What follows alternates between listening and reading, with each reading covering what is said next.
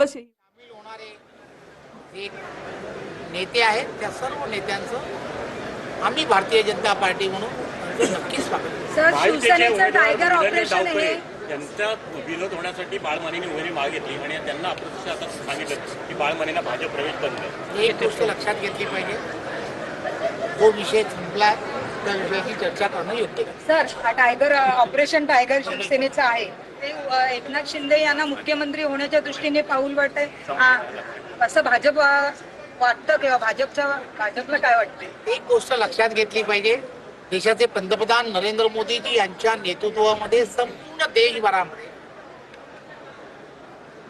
दिल्लीचं असणारं parliamentary board जे आहे, दिल्लीचं असणारं पार्लमेंटरी बोर्ड हे या संदर्भातलं निर्णय जे आहेत ते निर्णय घेत असतात. त्यामुळे या सगळ्या निर्णयावरती बोलण्याचा अधिकार मी जरी भारतीय जनता पार्टीचा प्रदेशाध्यक्ष असलो तरी मला नाही. त्यामुळे त्या संदर्भातले सर्व निर्णय जे आहेत काय फरक पडेल असं तुम्हाला वाटतं? खरं तर आपल्याला सर्वांना माहिती आहे की तळागाळातील कार्यकर्ता आहे, तिथल्या असणाऱ्या ग्रामीण भागातील असणाऱ्या कुणबी समाजातील असणारे असंख्य कार्यकर्ते हे त्यांच्याशी जोडले गेलेले आहेत. गेली वर्षानुवर्ष मी मित्र म्हणून त्यांना नेहमी सांगत असायचो की भारतीय जनता पार्टीमध्ये आमच्याबरोबर जोडले जा. मित्र म्हणून ते नेहमीच म्हणायचे, हो एक दिवस येईन, एक दिवस येईन.